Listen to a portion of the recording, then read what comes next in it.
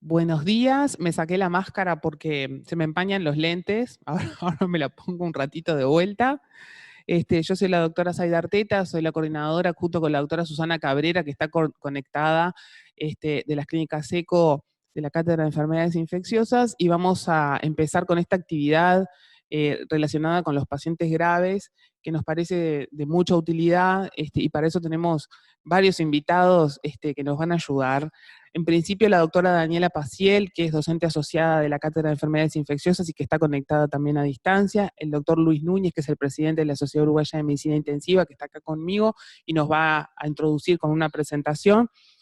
Luego tenemos para comentar todas estos temas, nos pareció traer un panel diverso de expertos, porque nos parece una situación que da para discutir mucho, al doctor Javier Hurtado, que es el jefe del CTI del Hospital Español, donde es un centro COVID para ACE, el profesor Julio Medina, responsable de la Cátedra de Enfermedades Infecciosas, que además de infectólogo es intensivista, el profesor Juan D'Apueto del Departamento de Psicología Médica, que la idea es que nos ayude con estos aspectos, porque sabemos que ha habido cuestiones de comunicación muy importantes y relevantes en estos pacientes críticos en el mundo y también aquí en Uruguay.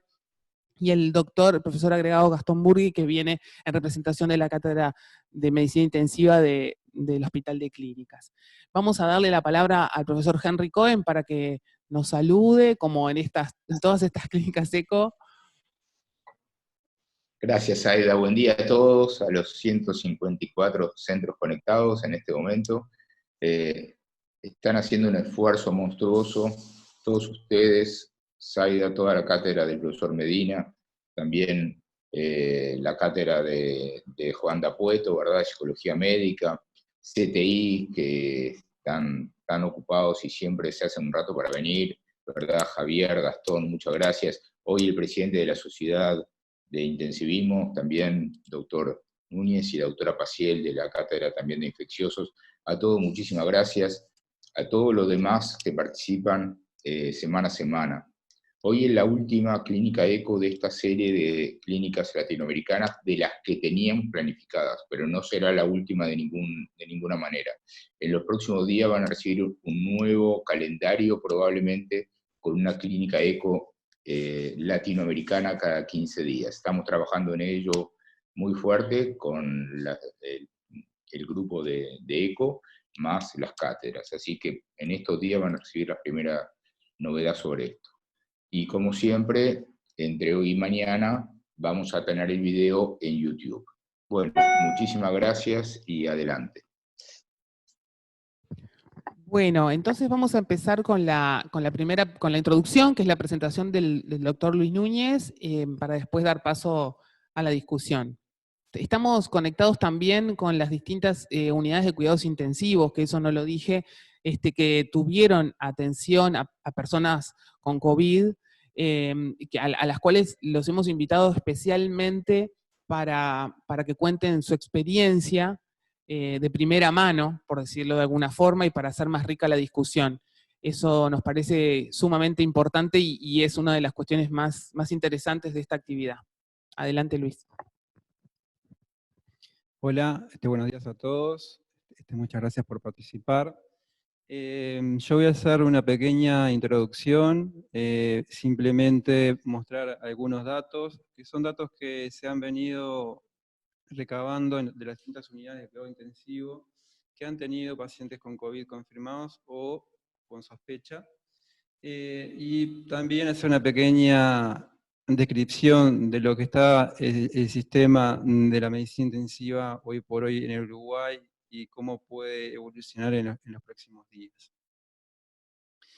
Los objetivos, en parte, son los que muestro acá, es describir la capacidad de asistencia a pacientes críticos y la distribución en el país, los análisis de los ingresos a UCI desde el diagnóstico de los primeros casos, la mortalidad al momento actual y la necesidad de ventilación mecánica, que es uno de los puntos que más ha concitado la atención en estos pacientes, pero no necesariamente más importante. Un poco para entrar en el tema, esta es la descripción de las unidades de cuidado intensivo que tenemos en Uruguay. En total son 50 instituciones, y ahí voy a hacer una pequeña aclaración, no significa que haya 50 CTI hay alguno más. El tema es que hay en algunas instituciones que hay más de un CTI, pero son 50 las instituciones con las que cuentan con unidades de cuidados intensivos. En números rojos están los CTI del subsector privado, en celeste están los del subsector público que son dependen de ACE, y después van a ver en Montevideo que hay un 3, que representa a los CTI que son del sector público, pero no son ACE, que son Hospital de Clínicas,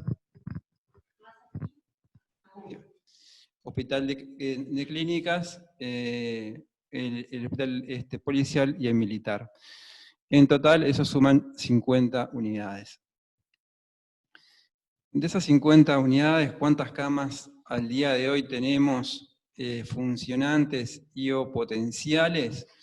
Bueno, en total son 811. ¿Cuántas corresponden realmente a cuidados intensivos y cuántos a cuidados intermedios? Es difícil de determinar esa cifra porque básicamente depende de la capacidad de ventilación mecánica que tengan en cada unidad. Entonces eso varía de acuerdo a la estructura de cada una, pero una aproximación, podríamos decir que de las 811 hay un 80% de ellas que puede brindar asistencia ventilatoria mecánica en algún momento, si se requiere, y probablemente este número pueda aumentar alguna unidad más, porque hay centros que tienen la capacidad y tienen planes de, en caso de una saturación del sistema, poder aumentar las áreas de cuidados intensivos. La limitante obviamente va a estar dada por el número de ventiladores mecánicos y fundamentalmente por el personal, los recursos humanos, tanto médicos como no médicos.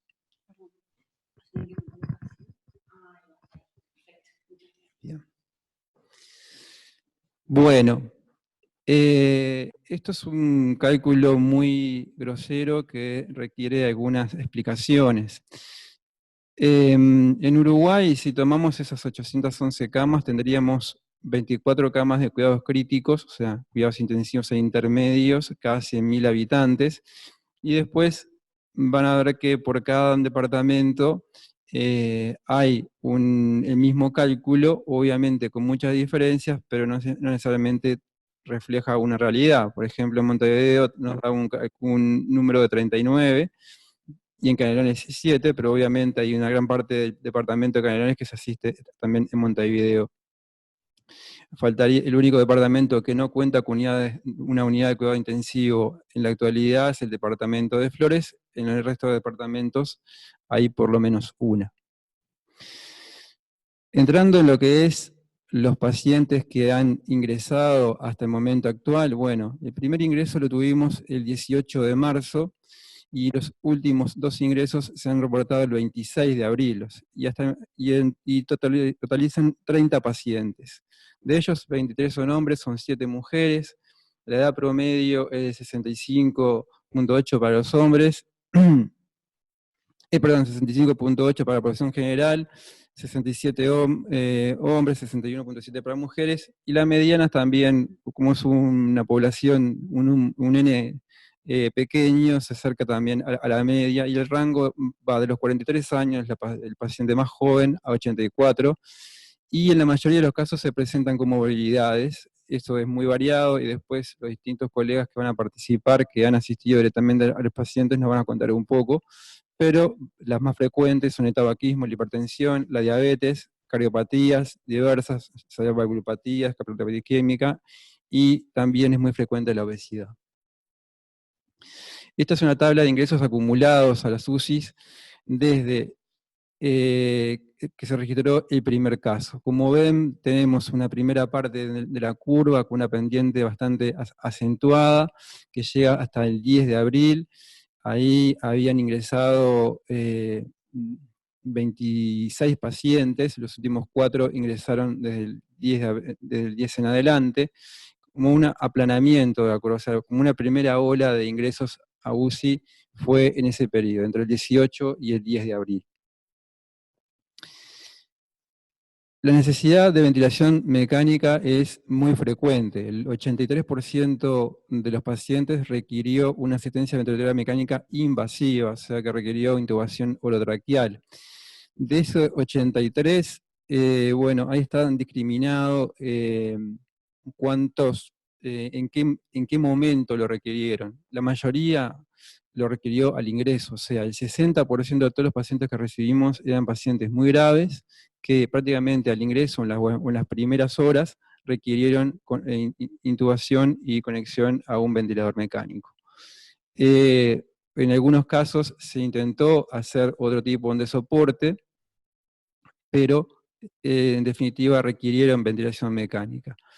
De estos 25 pacientes que han requerido hasta ahora ventilación mecánica invasiva, han fallecido 2, o sea, el 48% han fallecido. Se han podido extubar o desvincular 3 pacientes. Ahí explico un poquito, para los que no están empapados en el tema, o sea, se extubaron 2 pacientes y hay un paciente que en realidad está en proceso de desvinculación con traqueostomía. Permanecen en ventilación mecánica al día de hoy 10 pacientes. Estos datos son hasta la noche de ayer, y 11 permanecen internados en CTI.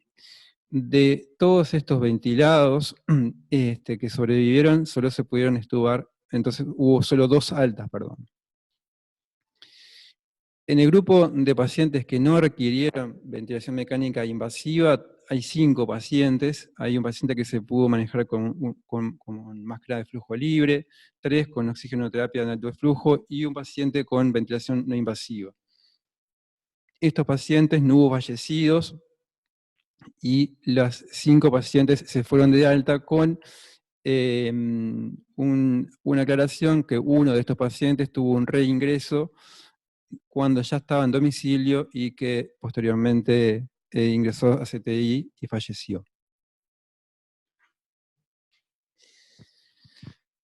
Como se ha descrito en varios trabajos, la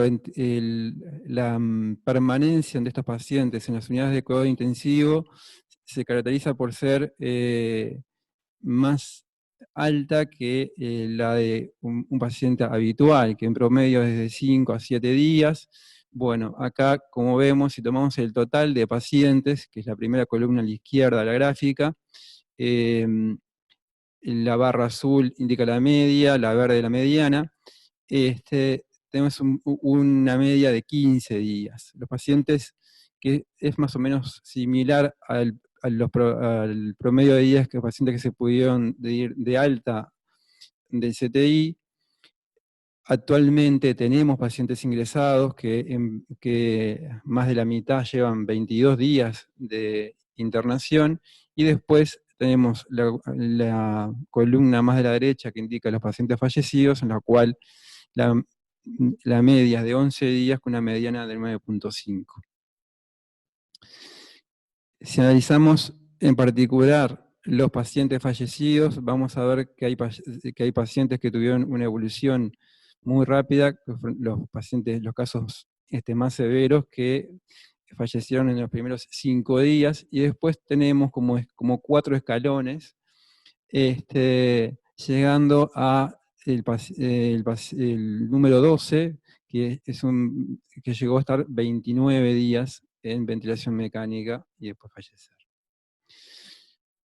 Estos son los pacientes que actualmente están ingresados en CTI. Estamos hablando de que aún al día de hoy tenemos pacientes que ingresaron en los primeros días, en los primeros diagnósticos. Tenemos un paciente que llevan 34, 35, 36 días en CTI y de ventilación un poco menos, que es la barra roja. Por lo tanto, todavía tenemos pacientes, o sea, hay pacientes críticos crónicos que va a ser muy difícil, que es muy difícil actualmente su manejo, y el manejo posterior que van a requerir. Y terminando, así doy paso a la doctora Paciel y a los demás colegas que van a presentar sus experiencias. Un pequeño en suma, que es el siguiente. Ahora, como dije, han ingresado 30 pacientes en el cuidado intensivo, con una curva que muestra una aceleración a partir del 10 de abril. En el mismo periodo, no lo grafiqué para no hacer más largo la presentación, hubo del 25 de marzo, que fue cuando empezamos a registrar los sospechosos, en promedio 10 casos sospechosos ingresados diariamente en CTI y 4 en intermedio, y la mayoría de sospechosos, más del 90%, yo diría más del 95% en estos casos, se han descartado y no se han confirmado COVID. Hasta el momento han sido 10 las unidades que registraron ingresos confirmados con COVID-19, ha fallecido el 12 pacientes, perdón, que representan el 40% de los ingresos, y aún permanecen internados 37% de los que han ingresado.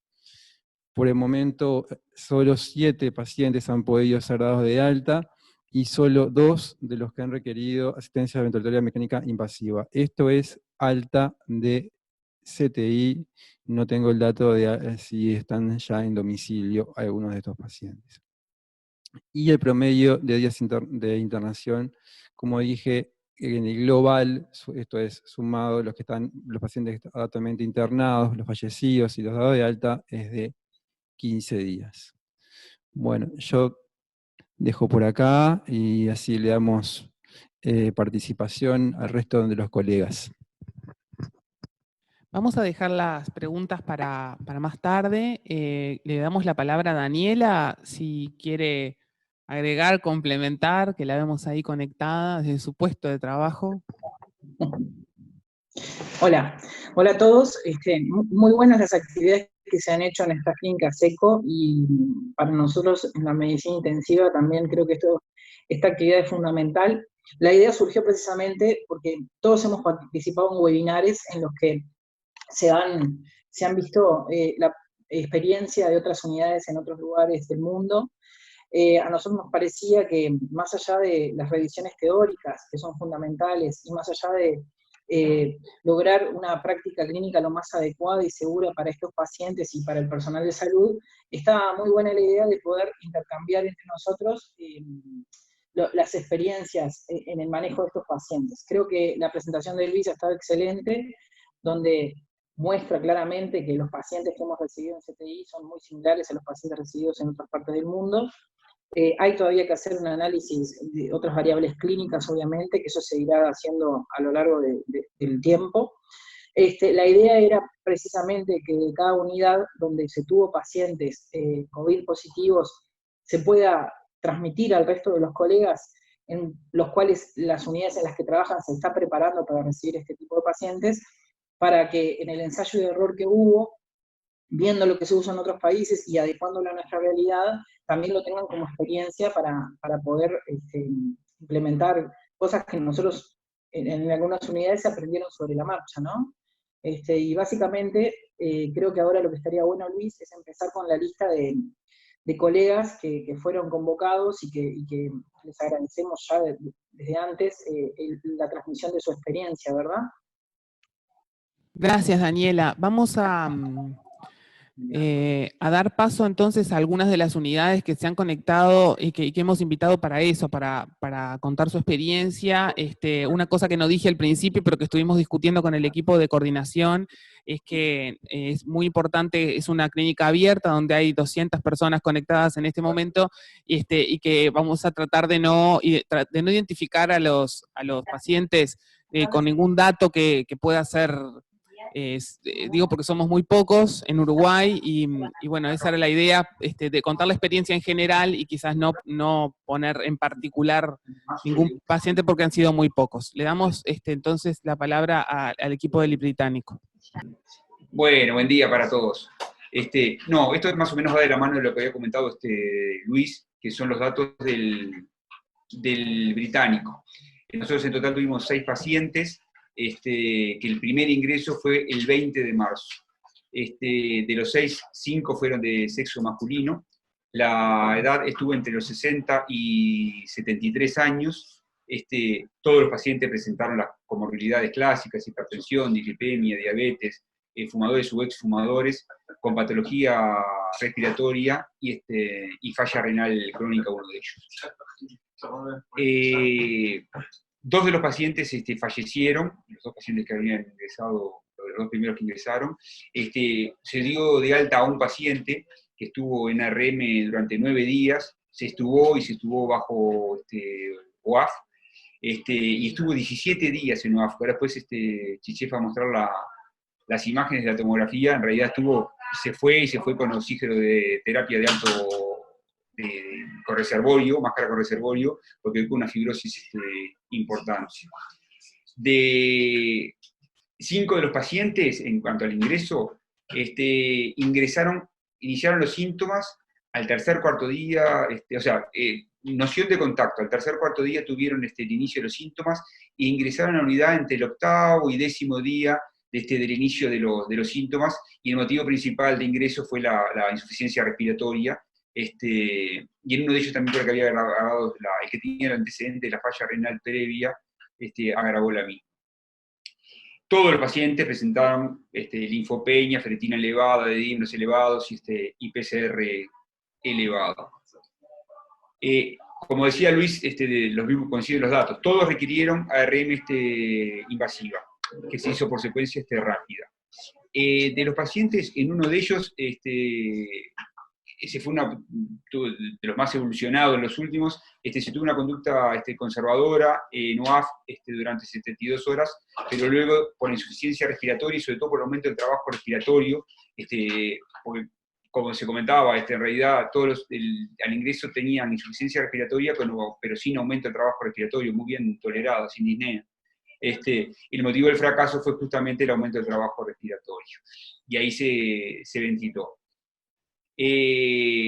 Todos los pacientes presentaron insuficiencia renal, y en 5 de ellos hubo que hemodializarlo. Todos requirieron vasopresores, todos estuvieron sedados con midazolam, fentanil y bloqueantes neuromusculares. A todos se les arrancó, no bien ingresaron con caleta, ritonavir, liponavir y hidroxicloroquina.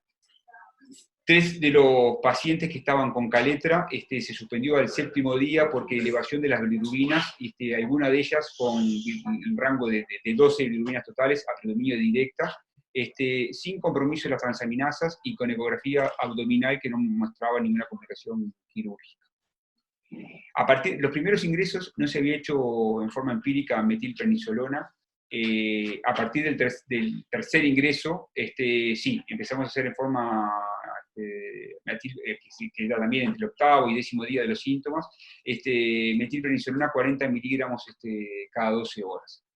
A todos se hizo heparina bajo peso en dosis de isocoagulación, y en todos, porque en realidad tenemos el paciente que fue tubado, que se fue de alta, y ahora tenemos una paciente que está traqueostomizada, que hoy hacía 48 horas que estaba con máscara, en tubo en T con máscara, y hoy pudimos sacar la cánula con manguito y quedó con cánula fonatoria. Y en todos ellos, yo te había hablado con Luis, fue de mucha ayuda el trabajo con fisioterapia. Y bueno, ahora Carlos iba a mostrar las imágenes que teníamos. Bueno, este es uno de los primeros pacientes, uno de los pacientes que tuvimos, que es el que estuvo en ARM durante una semana, 8 días, ¿no? Este paciente,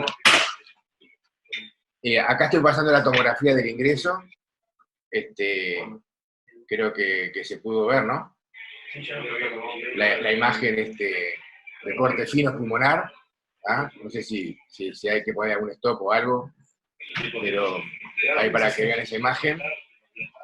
No estoy pasando la imagen. La otra ventana.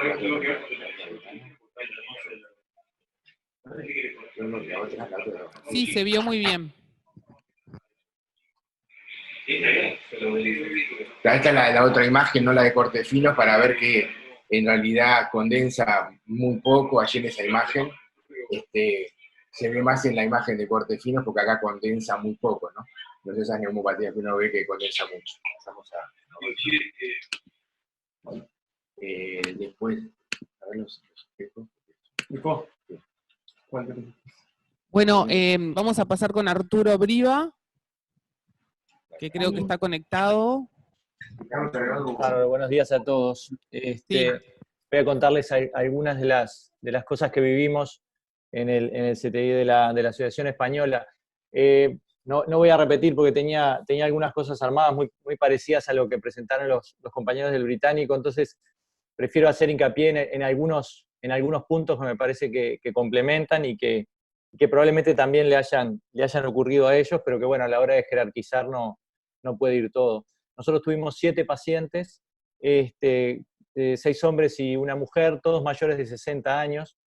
La comorbilidad que más se repitió fue la hipertensión arterial, después la diabetes, y como mostraba Luis en la curva de ingreso a CTI, estos pacientes reflejan la primera ola, ese ascenso que por momentos parecía imparable porque todos los días se sumaban casos, y no hemos tenido ingresos de segunda ola todavía.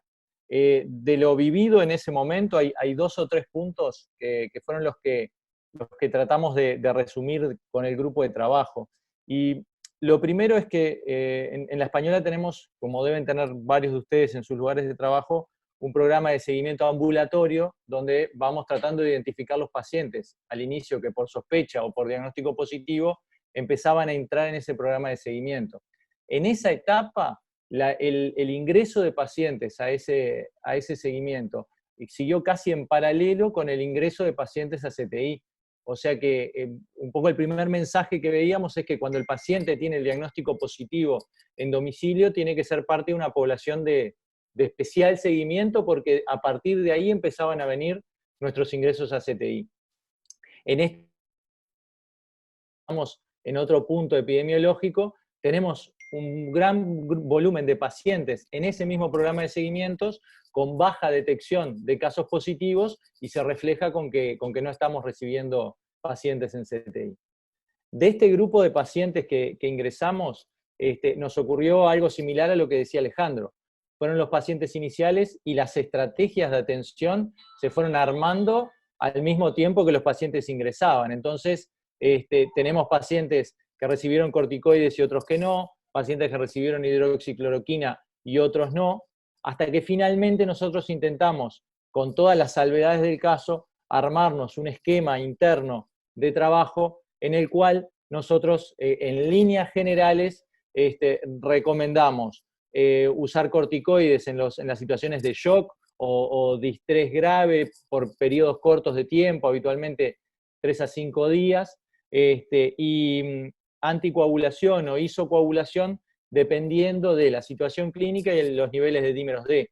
Todo esto se los digo en términos generales porque las cifras, los puntos de corte y las estrategias prácticamente que cambian día a día. Entonces, estos son los grandes puntos en los que tenemos acuerdo. Tenemos pacientes que en los primeros días no supimos identificar si los episodios de descompensación brusca que sufrían, tanto respiratorio como hemodinámico, obedecían a fenómenos embólicos y que probablemente tuviéramos que reforzar la anticoagulación en esos casos, o estaban ocurriendo por tormenta de citoquinas y gran liberación de mediadores de la inflamación. Entonces, nuestra estrategia trata de ir combinando los dos aspectos al mismo tiempo que recurrimos a las herramientas tradicionales de identificación de patógenos no virales, ¿no? O sea, en esta primera etapa los pacientes no tuvieron otros cultivos positivos, salvo la identificación del COVID. Distinto es la situación al día de hoy, en la que los pacientes que vamos teniendo en CTI, que son los que van quedando del grupo inicial, los sobrevivientes, ahora están enfrentando el dilema de las sobreinfecciones. Sobreinfecciones mayoritariamente bacterianas, con perfil variado de resistencia, lo cual nos empieza a agregar el segundo problema. Y en líneas generales coincido con lo que decían los compañeros del Británico, hay alta presencia de insuficiencia renal, alto requerimiento de vasopresores, a veces no tanto en las dosis, sino la persistencia en el tiempo, un consumo muy aumentado de pseudonalgesia y de bloqueantes musculares, que probablemente después más adelante, cuando entremos en la charla, tengamos que abordar el tema de cuánto estamos haciendo por la enfermedad y cuánto estamos haciendo por nosotros, de todo lo que indicamos en los enfermos, y la necesidad que tuvimos que desarrollar sobre la marcha y eso fue probablemente parte del mayor caos asistencial que se vivió al inicio, fue la de ir definiendo estructuras nuevas, pensadas con la visión del manejo de estos pacientes, con los requerimientos particulares de aislamiento que nos sacan un poco del estándar asistencial que manejamos nosotros cuando pensamos en un aislamiento bacteriano y que lo enfocamos de diferente manera. No sé si quieren pasar a otros compañeros y después seguimos con comentarios más específicos. Sí, hay una pregunta sobre los pacientes diabéticos, hipertensos, o si tenían ya repercusiones micro y macroangiopáticas. Arturo, no sé si querés comentar algo de eso brevemente para pasar a otra unidad. Sí, en definitiva, de estos 7 pacientes es muy difícil hacerte subgrupos, pero básicamente eran pacientes con las comorbilidades diagnosticadas previamente, habitualmente con bastantes buenos controles en salud, o sea, uno revisaba la historia y tenía bastantes controles previos. En el caso de uno había sido un paciente con revascularización coronaria, y después el resto con grados variables de repercusión, pero no mucho más que hipertrofia ventricular o algún deterioro leve de la función renal. Pero no eran pacientes que tuvieran una mala calidad de vida previa. Perfecto, gracias Arturo. Vamos a pasar a otra unidad para que nos dé el tiempo también de los comentarios de los invitados. Vamos a pasar a la unidad del Sanatorio Americano, el doctor Alzugaray, que está por ahí conectado. Bueno, felicitar a la iniciativa y felicitar a todos los que están participando de esta clínica. Me parece una alternativa acertada, si bien tenemos pocos casos y recién estamos empezando con esto del COVID, bueno, ir transmitiendo un poco la experiencia de cada uno de nosotros, de lo que ya tuvimos pacientes y de lo que van a tener. Seguramente van a tener pacientes con COVID-19. Nosotros tuvimos cuatro pacientes confirmados. El promedio de edad fue, en realidad la variación fue de 47 años a 78 años, todos hombres, y como comorbilidades, uno no tenía comorbilidades y los otros eran hipertensos no muy severos, y te diría que no mucha otra comorbilidad. Los pacientes nuestros tienen una particularidad: antes de empezar a recibir los enfermos, nosotros cuestionamos bastante la posibilidad de hacer terapia de oxígeno de alto flujo. Nos estaba recomendando por el riesgo de infección, y bueno, implementamos allí algunas medidas de protección hacia el paciente y para el personal, y decidimos hacer oxígeno de alto flujo. Y en realidad de los 4 enfermos que tuvimos, 3 anduvieron bien con oxígeno de alto flujo, no necesitaron ventilación mecánica, y bueno, y se fueron de alta. Y los 3 están en la casa. Y un paciente que también le pusimos oxígeno de alto flujo, no funcionó, después de la segunda hora no anduvo bien, se le puso para preparar para la ventilación no invasiva y se lo intubó. Y ese fue el paciente que tuvimos más de 20 días, que falleció en la unidad. Vamos a ver, al inicio pensamos que teníamos chance con el paciente, pero después fue deteriorando funciones, agregando disfunciones, complicaciones, fundamentalmente agregando complicaciones. Son pacientes difíciles de manejar, no por la patología en sí, sino porque están en un aislamiento estricto. Bueno, hay una serie de dificultades metodológicas de los procesos que hacen que los pacientes no sean sencillos de manejar. Nada, solamente decir que nosotros estamos haciendo hidroxicloroquina en todos los pacientes que ingresan, los estamos anticoagulando a todos, y estamos haciendo corticoides a todos los pacientes recibieron corticoides. Ahora, en el último protocolo, estamos haciendo metilprednisolona 250 miligramos en 3 bolos, y después paramos. Pero como dijo Arturo y como dijeron Alejandro y Chichef allá con su experiencia en el británico, obviamente al principio no habían protocolos bien definidos. Uno de los enfermos recibió dexametasona y el otro recibió metilprednisolona en dosis más altas. Pero a partir de ahora la idea es hacer metilprednisolona 250 miligramos, que es lo que hicimos en los últimos 3 pacientes. Como experiencia, además, bueno, decirles, porque vamos a ver, no tenemos demasiadas imágenes, en todos esos enfermos solo hicimos placa de tórax, hicimos solo una tomografía en un enfermo que fue sospechoso y que no lo pudimos confirmar, que ahora se los cuento un poquito aparte, que también anduvo bien con OAF. Pero todos estos pacientes cuando llegaron estaban saturando 70, menos de 80%, y todos tenían una frecuencia respiratoria arriba de 35. Además, algunos tenían frecuencia respiratoria de 50. O sea que no eran enfermos que estaban en una etapa de la enfermedad capaz que diferente a la que vieron los colegas. Por eso me parece importante insistir con la posibilidad de hacer oxígeno de alto flujo si está disponible, porque yo estoy seguro, o por lo menos creo, que muchos de los enfermos van a andar bien o tienen la chance de andar bien con oxígeno de alto flujo. Los pacientes que se le hizo BAF tuvieron gasometría muy mala. Nosotros ahora no estamos dejando hacer gasometría, lo manejamos solo con saturación, porque la gasometría tiene 58, tienen PAFI de menos de 100 o de 100. Y a pesar de eso, el oxígeno de alto flujo lo deja confortable, saturaciones de 90, 91, y bueno, y han pasado su evolución y se han ido de alta, después de 10, 12 días de terapia con oxígeno. Como última cosa, comentarles que hicimos interleuquina al inicio, y los pacientes, bueno, los marcadores, como dijeron, tienen todos los marcadores alterados, la ferritina, etcétera, los de dímeros, todo como comentaron los otros colegas. Estos pacientes se parecen, son todos repetidos, se parecen bastante. Todos nos vinieron de piso, ninguno vino directo, casi todos pasan por piso y después ingresan, por lo menos en el medio mutual, que fue como se comportó hasta ahora, en esta etapa de la pandemia. Y bueno, y la experiencia con la interleuquina, todas las tenían aumentadas, pero bueno, tuvimos pacientes que la tenían 60 veces el valor de referencia y otros que la tenían 10 veces, y sin embargo, el que la tenía más baja de todo fue el que falleció. O sea que, si bien es un marcador que está allí, no sé qué impacto o qué valor tiene en la práctica clínica. Dejamos de pedir, no estamos pidiendo más interleuquina. Capaz que por acá me quedo, así doy tiempo para que los otros colegas sigan. Pedro, me pregunta acá, hay dos preguntas, una de Julio Medina y una de Magdalena Rodríguez, que pregunta ¿qué protección usaron para el OAF? Bueno, protección de EPP. Bien, interesante. No, estamos usando lo recomendado en realidad. Vamos a ver, la túnica impermeable, bueno, todo lo que recomendamos para el personal.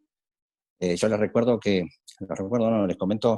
en la unidad tenemos un aislamiento de cohorte, y enfermería se queda hasta la media hora, o sea, se queda 3 horas adentro del lugar, cambiado y vestido. Y desde que empezó esto, que hemos tenido enfermos, yo diría que casi constantemente, no tenemos ningún contagiado, ni del personal médico, ni del personal de enfermería. A las protecciones del personal, que son bastante estrictas, que cumplimos con un protocolo, checklist, etcétera, le agregamos una máscara quirúrgica o una máscara de flujo libre arriba del catéter de OAF y la careta. Eso puesto al paciente. Y bueno, y obviamente cuando nos acercamos al enfermo, lentes, bueno, toda la protección. La protección del riesgo de aerosolización. Gracias, sí. Bueno, vamos a continuar entonces con los compañeros del CTI de Paysandú.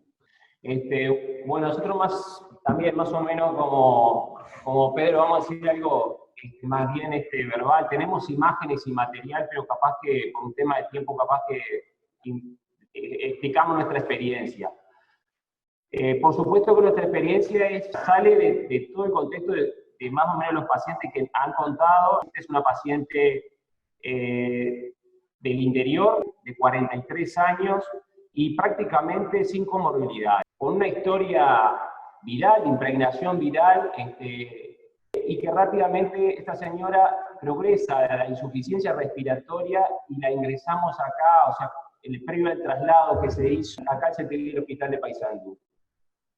Rápidamente vino con una saturación muy baja, con una PO2 muy baja, y decidimos pronarla en forma inmediata, con una PIP inicial de 15, y una PO2 de 1, por supuesto, y con una evolución progresiva en el prono muy positiva, por supuesto quedó sedada, ocularizada, y realmente tuvimos una evolución muy buena.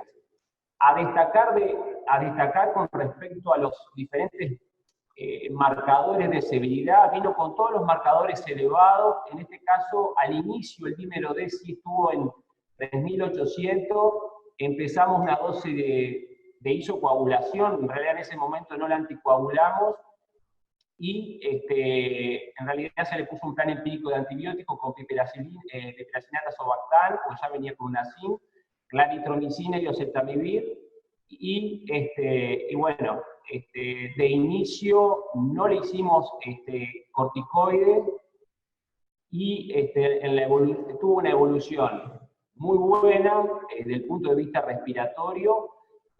En realidad fuimos, creo que la tuvimos más o menos en prono, ¿cuánto fue el mismo?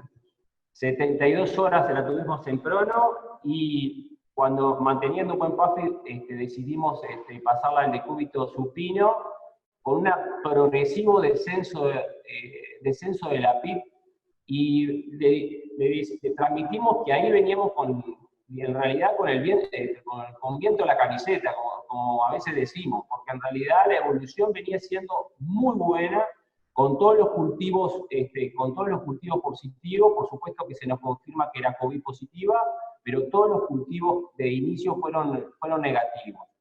Y todos los valores fueron progresivamente descendiendo.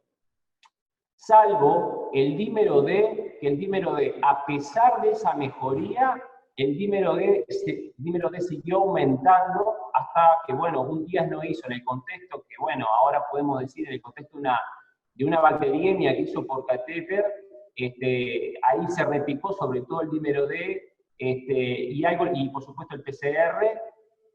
Luego eso mejoró, y nuevamente volvimos a una situación de estabilidad, sin ninguna otra disfunción. Ella se mantuvo solamente con la disfunción respiratoria, y ahí nos quedamos trancados con ella hasta que más o menos el día 23 tuvimos una teoría del punto de vista respiratorio. Ya nuevamente apareció el edema pulmonar. En ese momento creo que veníamos con PIB de 8, veníamos pensando en un plan de desvinculación y de haberle suspendido los sedantes, y lo que vimos fue una teoría del edema pulmonar, nuevamente un distrés respiratorio, pero con una PCR que se mantenía baja. Nosotros acá en ese momento hicimos el análisis de procalcitonina, que lo enviamos al Pereira, o sea que no lo tuvimos en forma inmediata, y lo que vimos nuevamente un repique de todos los de ferritina, LDH, el dímero D nuevamente empezó a repicar, y ahí recién tomamos la decisión. Intentamos pronarla nuevamente, pero realmente no pudimos. Ahí nos empeoró desde el punto de vista respiratorio, tuvimos que dejarla en supino, y ahí fue que tomamos la decisión de empezar a hacer un protocolo de metilprednisolona, que empezamos a 40 cada dosis y llegamos a hacer 80 cada dosis, y la estuvimos durante 3 días con metilprednisolona, y nos viene el resultado de la procalcitonina, que coincidía con una PCR que se mantuvo siempre baja, y una procalcitonina menor de 0,05. Y nuevamente empezamos ahora en una etapa de mejoría. Es más, actualmente estamos una paciente en plan de desvinculación. Hoy logramos tenerla en una ventilación asistida, está en ventilación. ¿Qué soporte la tenemos ahora? 11 de soporte, 6 de PIB, y bueno, estamos esperando nuevamente una nueva gasometría, pero bueno, con todos los parámetros, LDH, ferritina, bueno, la linfopenia, la linfopenia lo mejoró rápidamente, pero sí lo que vemos es que el dímero D se ha mantenido. Si bien llegamos a tener valores de 1.700, hoy nuevamente ya tenemos valores de 3.000 y pico, pero los demás valores sí se mantuvieron bajos. Yo voy a decirle que nosotros apenas tuvimos una elevación del dímero D a 6.000, ahí empezamos el Clexane en dosis de anticoagulación. Y bueno, la evolución que hemos tenido ha sido esa. Bueno, les agradecemos, Pila, el relato.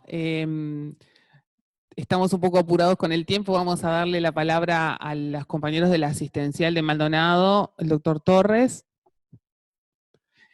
Si pueden hacer quizás algo resumido de la experiencia que han tenido para poder seguir con las demás exposiciones y los comentarios, les agradecemos. Buenos días, de nuevo también, al igual que los demás, felicito la idea de compartir experiencias para ir unificando criterios ante esta patología nueva.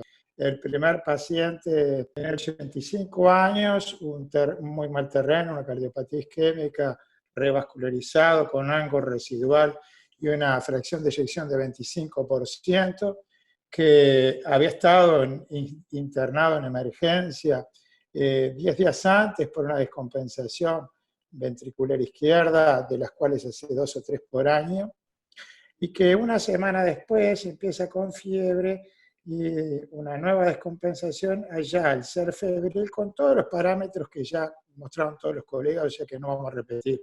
Toda la paraclínica era concordante y la placa era bastante típica con lo que se veía en la literatura.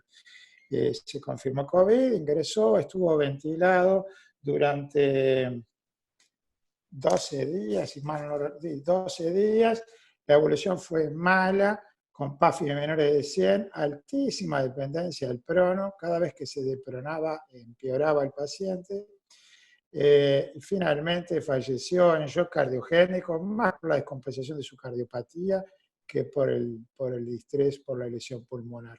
No agregó la falla renal que trae, que era una falla renal crónica moderada, no empeoró y nunca llegó a requerir diálisis.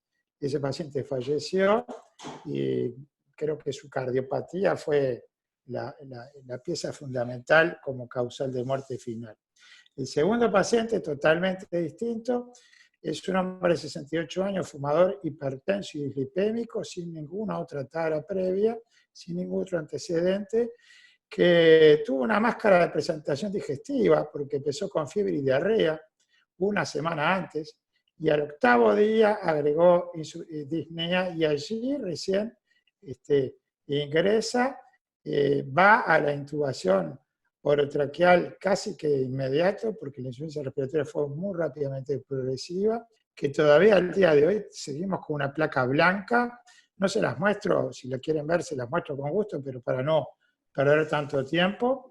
Sigue con placa blanca, con PAFI de menos de 100, con patrón ventilatorio muy complejo, difícil de buscar la driving pressure, con PIP que no se pueden bajar de 16, y que tiene altísima dependencia del prono. Cada vez que lo despronamos para evitar lesiones de apoyo y demás, se nos desbarranca, que la respuesta del prono en esta patología, en nuestra unidad, ha sido la primera vez que nos pasa con una respuesta tan notoria, una dependencia tan notoria del prono. En cuanto a la no ha agregado complicación hemodinámica ni renal, no está sobreinfectado. Nosotros les hacemos por protocolo que hicimos al inicio de todo esto, hidroxicloroquina, lo hicimos los 5 días, lo tenemos con heparina, anticoagulado, perdón, en dosis de anticoagulación por dímeros altos, en dosis de anticoagulación por protocolo, y en esto nosotros llegamos a consensuar protocolo con el equipo de otra unidad de hacer metilprednisolona, pero en la fase previa, o sea que en este enfermo que ya lleva 22 días en asistencia respiratoria, este enfermo no recibió corticoides. Lo que sí recibió cuando ingresó fue tocilizumab que se le hizo, que no cambió para nada su evolución. Muchas gracias. Vamos a pasar al doctor Edgardo Núñez, del Sanatorio Mautone, que ya que estoy lo saludo, que hace muchos años que no lo veo. ¿Cómo estás? Bien. Bueno, rápido también, para no robar mucho tiempo. En nuestro caso tuvimos un paciente solo hasta ahora, un paciente de 83 años que como comorbilidades era diabético y un ACV previo sin secuelas, hacía más de 20 años. El paciente ya venía muy polimnéico, desaturando, con repercusión hemodinámica y descontrol metabólico de su diabetes. Fue rápidamente aislado en el área COVID de emergencia y rápidamente el médico mismo de emergencia vio que requería intubación, lo intubó ahí en el área de emergencia y solicitó el ingreso a nuestra unidad. En realidad, desde el punto de vista, y para resumir, desde el punto de vista respiratorio no fue gran problema, nunca tuvo con PIB mayores de 5, llegó en algún momento a tener 10, las imágenes teníamos como, por ahí Pedro dijo también, no hicimos tomografía de entrada, se manejó con una placa, una radiografía de tórax, y luego con ecografía pulmonar se controló. Pero como les decía, nunca tuvo grandes requerimientos de PIB, los PAFI siempre estuvieron en el entorno más o menos de 200, en algún momento con PIB de 10, pero poco. La repercusión hemodinámica rápidamente se manejó, estuvo en inicio con noradrenalina y dobutamina, pero después se pudo suspender. De entrada, apenas tuvimos el diagnóstico, que lo tuvimos a las 24 horas, del COVID positivo, del SARS-CoV-2, iniciamos terapia con hidroxicloroquina, antirretrovirales y metilprednisolona, porque consideramos que ya estaba en la fase inflamatoria franca, tenía dedímeros muy elevados, ferritina elevada, linfopenia, en fin, todo lo que ya se ha mencionado. Dado que el paciente en esta primera semana evolucionó muy estable desde el punto de vista respiratorio, como ya les había mencionado, decidimos hacer ventanas de sedación a la semana y evaluar lo neurológico en vistas a un posible destete, si era posible. Pasaron los días, el paciente se mantenía con un Glasgow 3 sin sedación. Si bien tuvo una insuficiencia renal, fue muy leve y rápidamente se corrigió con la reposición control hemodinámico. Y pasada la semana nos replanteamos, y con los inconvenientes que tiene mover estos pacientes, realizaron una evaluación tomográfica que se hizo a los 6 días de estar suspendida la sedación. Y bueno, nos encontramos desde el punto de vista tomográfico con, les voy a leer un poco el informe porque lo tenía una PowerPoint, pero como decían todos, para ser breve, una cosa que debí mencionar y se me pasó fue que la hidroxicloroquina a las 48 horas tuvimos que suspenderla por un QT que se fue a 550 milisegundos. Y en la tomografía, como les decía, a nivel pontino, observamos un área de hipodensidad mal delimitada que puede corresponderse a un área de isquemia reciente configuración y un área hipodensa córtico-subcortical del Carrefour temporoparietal occipital derecho con discreto efecto de masa correspondiente a un área isquémica configurada aguda-subaguda. En ese momento aprovechamos para mirar el tórax también y bueno, tenía las imágenes que están descritas en varios en la bibliografía con áreas de consolidación del parénquima pulmonar con un broncograma aéreo en ambos lóbulos inferiores y lóbulo medio, y aumento de la densidad del parénquima pulmonar en vidrio ilustrado de distribución periférica subpleural bilateral. Las imágenes las tengo ahí, pero bueno, atendiendo a lo que nos solicitan, vamos rápido. Y un poco era el paciente, y discutimos en el grupo limitar el esfuerzo terapéutico, que no fue mucho tampoco, no era mucho el sostén que tenía. Por ahí me quedo y después quedamos para las preguntas. Bueno, gracias Edgardo. Vamos a pasar con la última intervención de las unidades, que es el doctor Alberto Deicas, del CTI del CASMU, y después así podemos hacer unos comentarios en el tiempo que nos reste con los invitados. Alberto. Buenas tardes a todos, gracias por la invitación. Para ir rápido, bueno, quería presentarles una tabla con datos.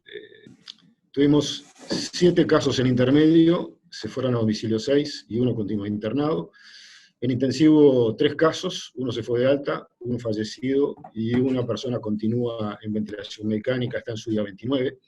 La edad promedio anduvo alrededor de los 60 años, 2 de los pacientes fueron jóvenes, 48 años.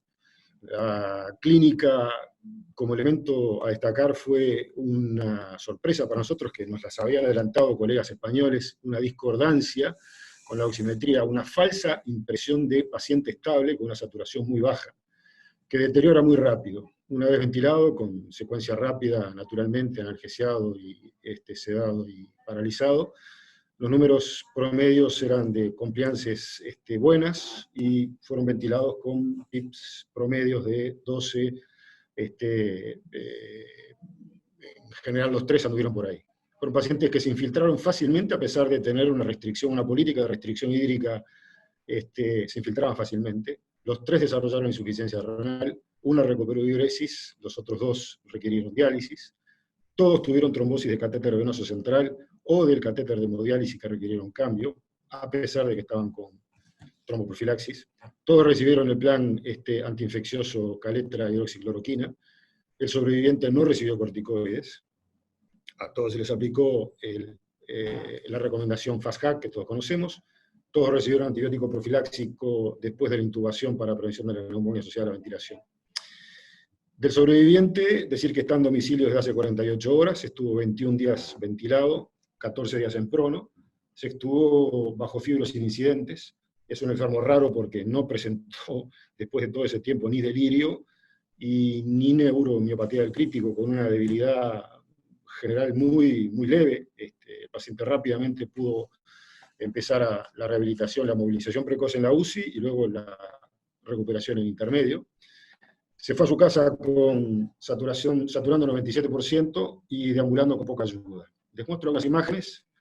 El seguimiento imagenológico fue hecho por ECO, por el doctor Rodrigo Fernández, que es el residente del servicio y que nos puede agregar algún comentario de la imagen, de la que elija.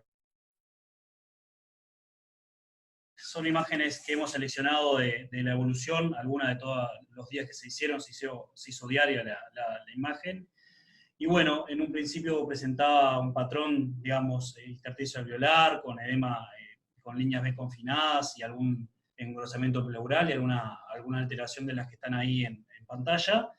Y bueno, a medida que fue pasando la evolución, ya empezó a agregar consolidaciones que se fueron depurando a medida que la evolución mejoraba y apareciendo alguna línea que también se ven en las imágenes. Por último, al paciente decidimos, disculpen que se coló una imagen que no era, al alta del paciente decidimos hacerle una tomografía. El paciente lo vimos en intermedio con la doctora Andrea San Martín, que es internista y neumóloga, y que completó la valoración del paciente con una saturometría nocturna.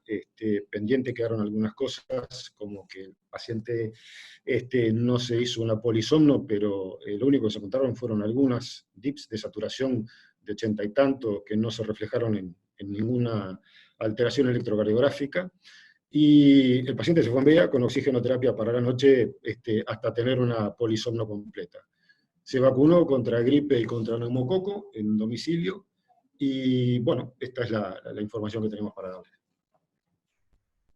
Bueno, muchas gracias, Alberto. El objetivo de que todas las unidades pudieran compartir un poco la experiencia claramente fue demasiado ambicioso para el tiempo, de 1 hora y media.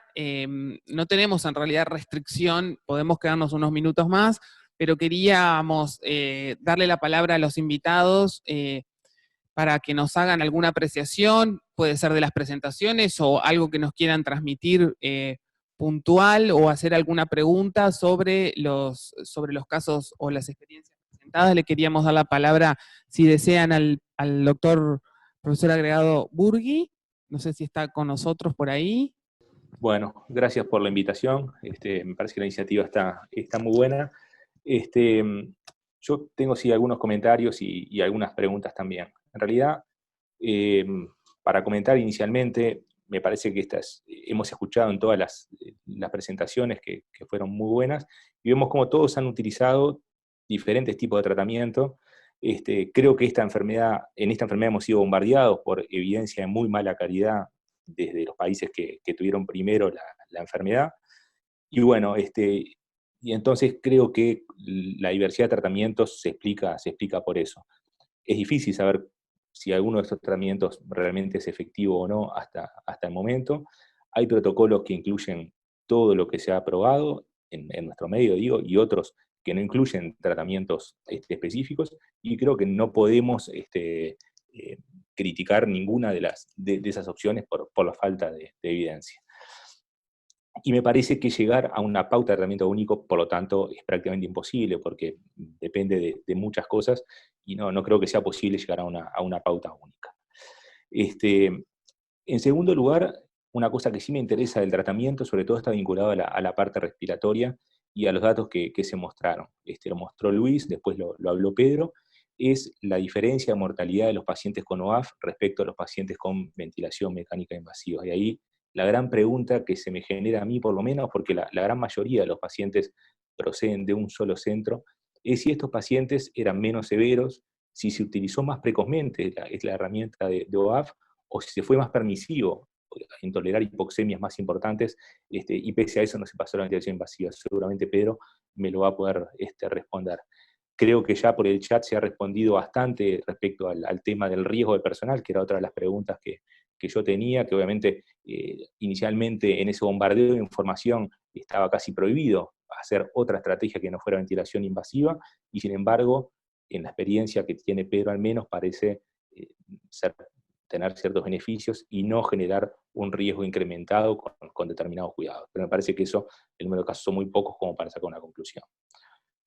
También respecto a OAF hay otro punto que me parece que tendremos que discutir en 2 o 3 semanas más en otra reunión de este tipo, que es cuánto impacta el fracaso de la OAF en estos enfermos y hasta qué punto podemos ser tolerantes. En otras poblaciones se ha demostrado claramente que el fracaso de la BNI o la UAF genera mucho mayor mortalidad en una ventilación posterior de forma invasiva, y bueno, ¿cuál es la verdad en este tipo de pacientes? Probablemente sea la misma, pero bueno, ¿cuál es el punto en el cual, hasta qué punto podemos tolerar o no la UAF? Y eso capaz que lo tenemos que conversar con más pacientes en una charla posterior. Y finalmente, un aspecto, yo no he visto pacientes COVID, yo trabajo fundamentalmente en el sector público. En el sector público ustedes saben que es una patología que recién está apareciendo en los primeros controles, y los casos en medicina intensiva son realmente muy, muy pocos. Pero sí me preocupa sobremanera la demora en poder confirmar los casos sospechosos. Hemos tenido muchos casos sospechosos, estamos gastando recursos de mucho valor, generando estrés en el personal y una cantidad de cosas en el personal, pero además generando recursos que son finitos y que sabemos que son difíciles de adquirir en el medio en este momento.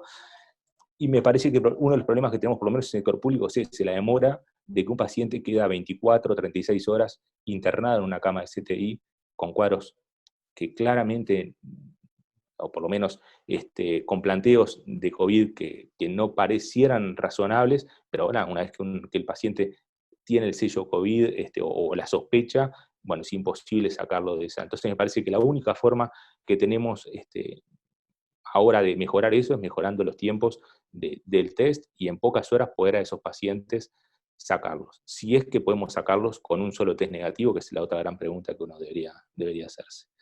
Pero bueno, mis comentarios pasan por ahí. Sobre todo me gustaría que más adelante pueda reunirnos para profundizar un poco más todo el tema de OAF, ¿no? Que me resulta interesante ver la mortalidad bien diferente que tienen estos pacientes. Muchas gracias. Con respecto a los test, quiero decirles que ha llegado al país algunos reactivos para GeneXpert que permiten hacer el diagnóstico o descartar el diagnóstico en 1 hora, en una sola toma, ¿no? Está la duda y la pregunta de si hay que hacer 2 tomas para decir que realmente es un negativo por el tema de la sensibilidad de la muestra, pero el GeneXpert es mucho más caro, hace una determinación por vez, a diferencia de las plataformas que utilizamos que hacen decenas a la vez, por lo tanto, para el diagnóstico masivo no sirve, pero para lo que dice Gastón sí, que es en breve tiempo poder, para pacientes puntuales de medicina intensiva, confirmar o descartar. Queríamos preguntarle al doctor Hurtado si quiere hacer algún comentario, pregunta, bueno, lo mismo. Sí, gracias, Aida. En primer lugar, bueno, me parece muy, muy importante y muy interesante esta actividad que se generó, porque estaba siendo imprescindible empezar a conocer esta casuística que está muy repartida en nuestro país entre distintos centros.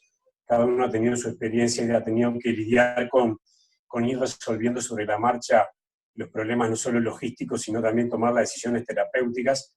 Y todos hemos visto la diversidad de opciones que han tomado las distintas unidades. O sea, si uno se pregunta, bueno, ¿hay que isocoagular, anticoagular? Se ha hablado mucho de los trastornos trombóticos, las alteraciones de la coagulación, de la lesión del endotelium vascular. Uno se pregunta si hay que hacer corticoides y a qué dosis, y también la tormenta citoquínica. Realmente los marcadores que estamos mirando son los que hablan de la tormenta de citoquinas.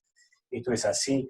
Digamos, hay versiones en ambos sentidos, ¿no? Hay gente que hace corticoides y otros que no. La medicación, si los antivirales o si la hidroxicloroquina u otras drogas que puedan modular el proceso inflamatorio son de ayuda o no. Y todas esas son preguntas que están abiertas, en distintos países se han resuelto de diferente manera, y si bien es muy difícil poder llegar a un consenso y que todos hagamos lo mismo, creo que de alguna forma lo vamos a tener que intentar, o sea, mantener una discusión sobre esto actualizada, basada en evidencias reales. Hay mucha literatura que no tiene ningún valor científico, y eso es un elemento que decía Gustavo, creo, si son reportes de un número limitado de casos con resultados muy cuestionables, y recién tendremos que esperar algún tiempo más para poder ver qué ocurre en estudios multicéntricos más importantes sobre cada una de estas preguntas. Y aún, además de todo esto, se han sumado, digamos, qué tipo de patología respiratoria estamos viendo. Y se ha cuestionado si esto no es un síndrome de distrés respiratorio, que es lo que nosotros estamos acostumbrados a ver y a tratar dentro de las disfunciones orgánicas del paciente crítico por causas pulmonares o extrapulmonares, y que hemos discutido 30 años cómo manejarlo desde el punto de vista de la ventilación mecánica. Si aplicar PIP, cómo titular la PIP, si el prono es de beneficio, en qué etapa de la enfermedad es beneficio, si tenemos que usar FIO2 más alta o más baja, y si tenemos que anticiparnos a tratar de prevenir la ventilación mecánica con técnicas no invasivas, que al principio de todo este problema estaban casi, como decíamos también en alguna de las charlas, casi que prohibidas por el riesgo de aerosolización, y que esto pudiera contaminar al personal de salud, que es el riesgo más importante que tenemos que cuidar. Entonces, parecería que algunos de estos misterios se están develando. Probablemente el oxígeno de alto flujo tenga un rol en las etapas iniciales y en los pacientes menos graves, que también están en la unidad. No sé si puede impedir el pasaje a formas o estadios más avanzados. Y entonces creo que la utilidad mayor de este seminario, que se ha facilitado por esta plataforma, es, bueno, ver este espectro grande de abordajes que hemos tenido, estas primeras experiencias que nos han obligado a cuestionarnos desde la fisiología al tratamiento para adelante, y nos van a seguir obligando a buscar soluciones a cada una de estas cosas, en una enfermedad que bueno, que cuando los pacientes llegan a CTI están o presentan una mortalidad bastante alta, sobre todo aquellos que están o que llegan a la ventilación mecánica, y esta es la experiencia que se ha visto también en otros países. Como mostraba Luis al principio, estamos todavía en una fase como de meseta, después de un disparo inicial de los primeros casos. Esta fase se va a transformar porque se están tomando medidas sanitarias de liberación de estas cuarentenas que hemos tenido, y por supuesto que la sociedad comienza a moverse y se van a generar los contactos entre gente que tiene los síntomas y gente que quizás está asintomática, pero que igual transmite, y entonces probablemente en poco tiempo vamos a empezar a ver algunos casos en todas las unidades. Nosotros en el Hospital Español somos un centro COVID, entre comillas, designado en un momento por ACE para tratar de concentrar algunos recursos y derivar acá a estos pacientes que una vez que se hiciera diagnóstico. De las 6 semanas que llevamos, hemos recibido aproximadamente 30 pacientes sospechosos de portar la enfermedad, que los hemos ido descartando uno por uno con tiempos diagnóstico muy largos, y buscando diagnósticos alternativos, y que en su mayoría terminaron yéndose de la unidad hacia otros centros asistenciales porque no eran pacientes con enfermedad común. Ahora sí tenemos 2 casos, otros 2 que están ahí esperando confirmación, alguno de ellos probablemente sea un tercer caso COVID, uno lamentablemente de estos que vienen de un centro residencial, de una persona no muy mayor, pero con problemas psiquiátricos, y otro caso proveniente de Villar-de-Bó, que en realidad no vino por una neumonía COVID, vino por un problema neurológico, paciente con muchas comorbilidades, pero tiene sí un test positivo. Entonces vamos a empezar a ver estos casos, y este periodo que estamos teniendo tenemos que seguir aprovechándolo para pensarlo, para reflexionar, para incorporar alternativas como esta de intercambio, y de ir tratando de generar protocolos que nos sirvan a todos, basándonos en la experiencia de los demás. Saludo la iniciativa y no me quiero extender más por los tiempos, así los demás también tienen posibilidad de hacer preguntas. Gracias, Javier. Vamos a darle la palabra al profesor D'Apueto, y quiero hacer una pregunta, que este es un tema que no se tocó mucho por parte de los intensivistas que presentaron, porque bueno, no nos da el tiempo para todo, y cada uno de los temas daría como para una clínica específica. Pero los pacientes están aislados, la mayoría de los casos sin posibilidad de estar presencialmente con los familiares, e incluso a veces la muerte transcurre ¿no? sin los familiares. Y como decía Edgardo, ¿no?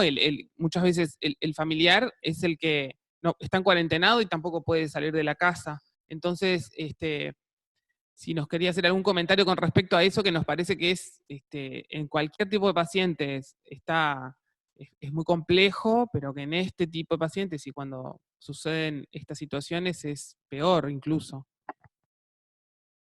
Bueno, muchas gracias, Aida, por darme la palabra. Muchas gracias a la gente de ECO por invitarme. Y bueno, tengo que disculparme porque no tengo experiencia en atención a pacientes COVID. Estoy en autoaislamiento.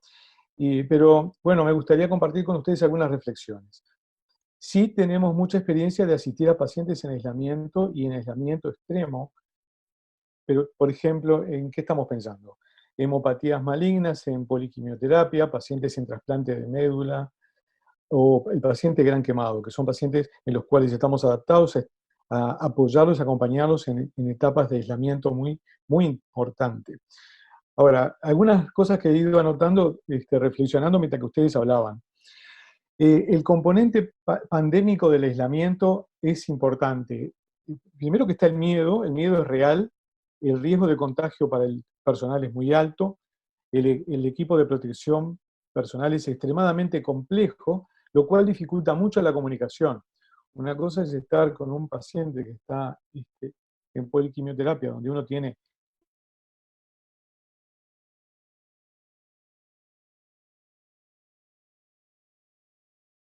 cosa es estar con un equipo como el que ustedes están utilizando hoy en día, en el cual la comunicación es prácticamente imposible, siempre hablando de un paciente que esté lúcido, ¿no?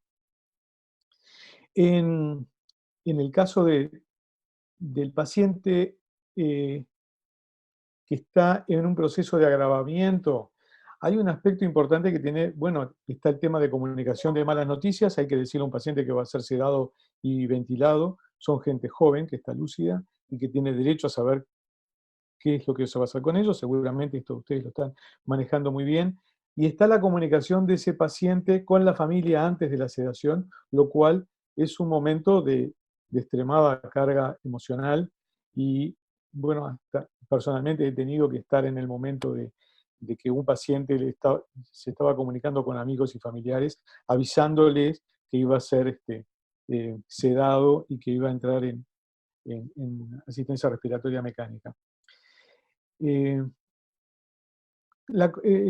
O sea, con el paciente que está lúcido es muy difícil con el equipo de protección personal que se tiene. Con el paciente que está sedado, ¿qué habría que pensar en el momento de que sale? Bien, si bien se interrumpe la sedación y el paciente comienza a estar lúcido, uno debería pensar en que tiene que ser evaluado por el psiquiatra para evaluar el estado mental primero y, bueno, también el estado emocional. Alberto Deicas hablaba de que le llamaba la atención que el paciente no había salido en delirium. Bien, frecuentemente salen en delirium y eso justificaría la consulta con el psiquiatra en primer lugar y después que el paciente esté lúcido con psicólogo, por ejemplo, para empezar a evaluar ya en ese momento la repercusión emocional que ha tenido todo el proceso, ¿no? En un paciente que ya está mejorando. Pero tiene que ser en un momento además, que el paciente esté lúcido, en que el especialista de salud mental, ya sea psiquiatra o psicólogo, tenga un equipo de protección que le permita comunicarse, gotitas o contacto, pero con protección de aerosoles es muy difícil entrevistar a alguien, hacer una entrevista psicológica con ese nivel de volumen que uno tiene que usar para poderse comunicar.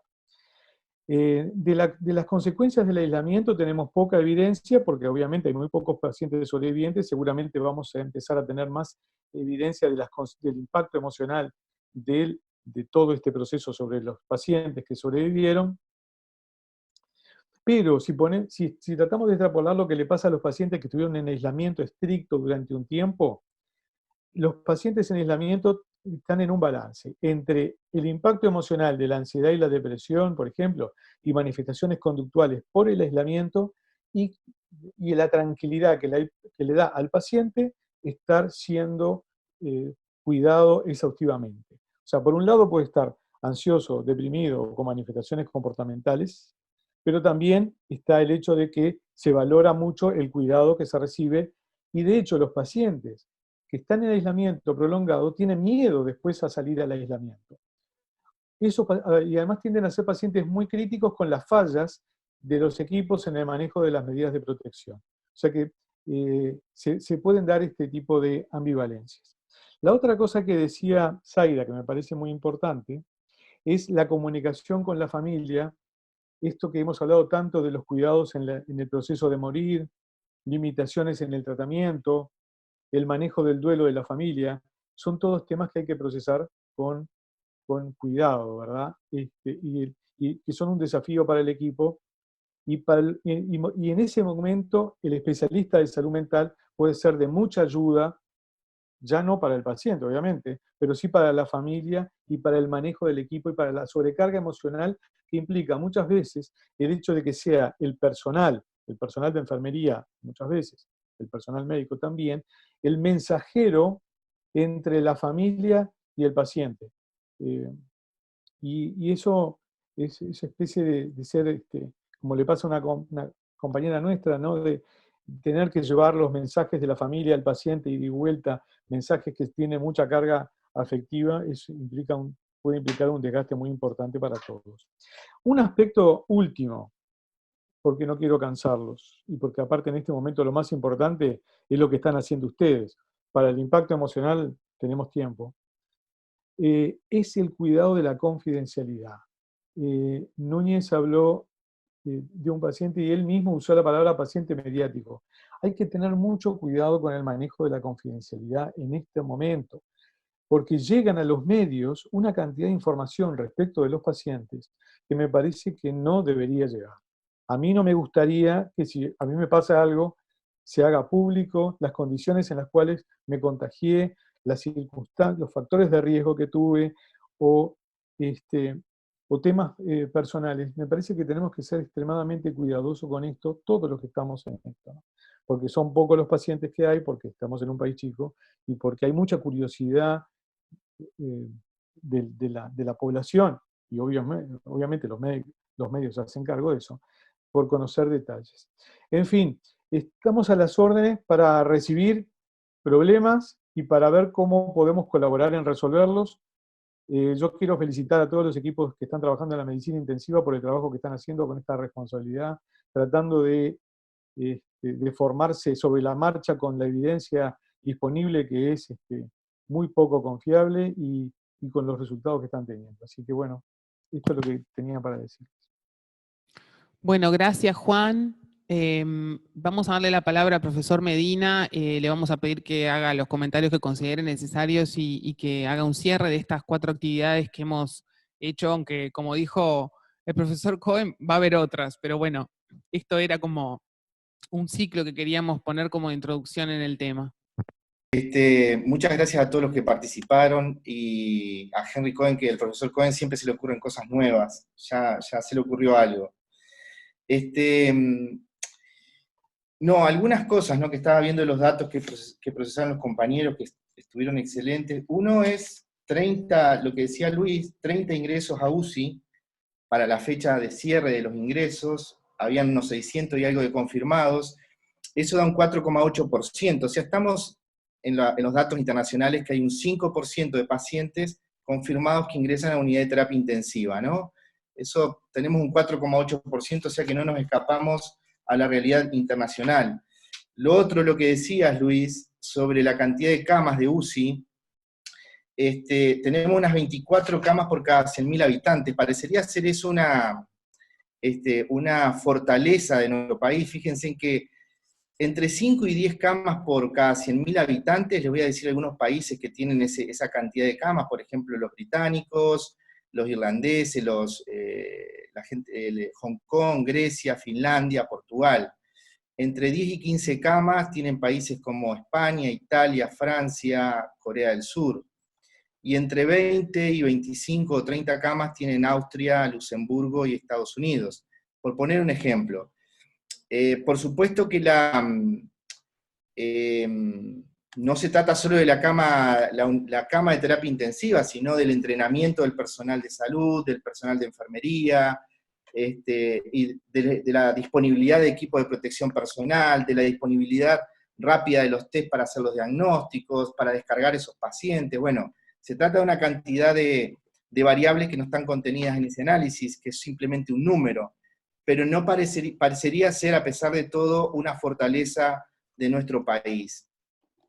Lo otro que quería comentar es que el patrón de lo que han comentado los compañeros, de los pacientes ingresados a terapia intensiva, nosotros estamos con Henry Albornoz y otros colegas en una comisión de fallecidos en el Ministerio de Salud Pública. El patrón se parece mucho en todo, o sea, estamos viendo lo que ya sabemos de la literatura, lo estamos confirmando aquí, que es entre el día 5, 6, 7, 8 del inicio de los síntomas, los pacientes se complican, agregan elementos, que ese creo que es el gran desafío, es encontrar elementos tempranos que nos indiquen que esos pacientes van a marchar mal, ¿no? Ya sea la progresión de la imagen radiológica, el aumento de la saturación, la disminución de la saturación de oxígeno, y todos los parámetros que comentaron los colegas, los dímeros D, la ferritina, la LDH, el aumento de la linfopenia, la duplicación o aumento de la proteína C reactiva, son todos valores que van avisando que ese paciente puede ir mal. Entonces, hay una cosa interesante que vamos a tener que pensar entre todos, es cuáles son los cuidados que tienen que tener los pacientes cuando están en cuidados moderados para poder captarlos precozmente antes de que ingresen a la UCI, o detectar precoz ese paciente para un ingreso oportuno y no tardío a la unidad de terapia intensiva. Hemos visto que algunos pacientes han ingresado tarde a la unidad de terapia intensiva, sobre todo por esa disociación que nombraba Deikas y algún otro compañero. Se lo ve al paciente relativamente estable, ese es el problema, y es lo que hay, es el gran desafío, ¿no?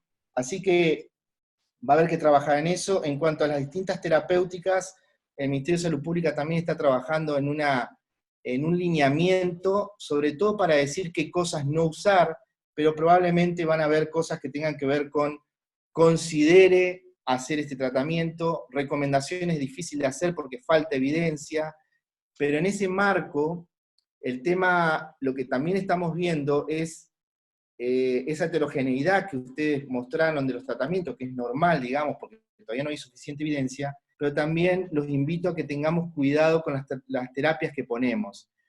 Por ejemplo, hemos visto pacientes con sangrados bastante importantes por el uso de anticoagulación y pacientes con insuficiencia renal. Hay que tener cuidado con el ajuste de los anticoagulantes. La toxicidad por los fármacos es importante a veces. El tema de los corticoides, que parece ser una opción que todavía no hay suficiente evidencia. Ustedes saben que la evidencia que tenemos es en sincicial respiratorio, en gripe, en SARS-CoV-1, en MERS, y es difícil encontrar. Para influenza no sirve, para el sincicial no parece ser demasiado, no sé si hay colegas pediatras conectados, pero para el SARS-CoV-2 los colegas están diciendo, los colegas europeos, que parece tener un lugar importante, aunque todavía la evidencia no es suficiente. En ese caso parece razonable usar dosis baja de entrada, entre 40 y 80 miligramos, o sea, 0,5 a 1 miligramo kilo, y por 3 días, 5 días, y si los pacientes no mejoran, sí ir a un segundo escalón de dosis un poco más altas, de 250 miligramos día. Recuerden que los corticoides pueden tener alteraciones.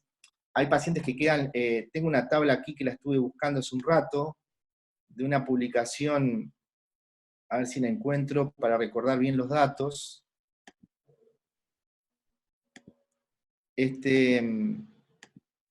Aquí la tengo. Después se las puedo compartir, pero tenemos algunos problemas con los corticoides que son, ya lo saben, que es la demora en el clearance del ARN viral. Eso está demostrado para SARS-CoV, para el primer SARS. Psicosis como una complicación, la diabetes también como una complicación, la necrosis avascular en los que sobreviven, y la osteoporosis también en los que sobreviven, incluso en un 75% de los sobrevivientes. Por supuesto que estas son dosis, cuantas dosis más acumulada de los corticoides generan esos efectos secundarios. ¿Eso quiere decir que no hay que usar los corticoides? Parece que no, parece que los corticoides tienen un lugar, todos lo han comentado, lo han empezado a usar después del segundo, tercer, cuarto paciente que han tenido, parece tener un lugar. Lo que tenemos que tener en cuenta es que tenemos que vigilar esas cosas, ¿no?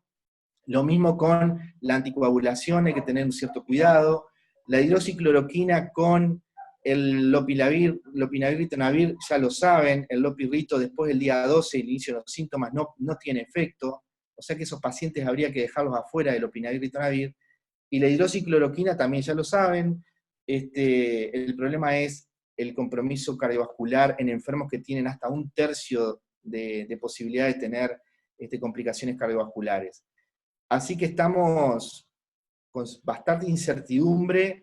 Desde el Ministerio se va a tratar de dar algún lineamiento, pero van a ser con esas palabras, van a ser considere y eventualmente recomendación, no van a ser pautas porque no hay suficiente evidencia todavía como para hacer pautas. Y por aquí lo dejaría, Zaida. Bueno, antes de darle la palabra al profesor Henry Cohen, queríamos aprovechar la oportunidad para, bueno, ya que están varios colegas intensivistas en esta reunión,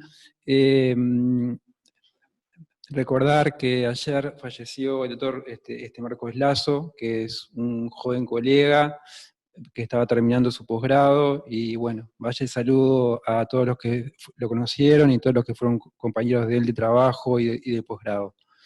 Simplemente eso, y le doy la palabra al doctor Cohen. Muchas gracias. Bueno, muchas gracias, Luis. Lamento mucho esta pérdida que acaba de comunicar. Saludo a sus amigos y su familia en nombre de todo el proyecto ECO, y seguramente el sentimiento de los más de 200 participantes que tuvimos esta mañana. Les agradezco a todos. Como ya dijo Zaida, en estos próximos días vamos a dar anuncios, y ya está Carlos Reblón trabajando en el video, así que pronto estará subido al canal de YouTube. Muchísimas gracias a todos y hasta pronto.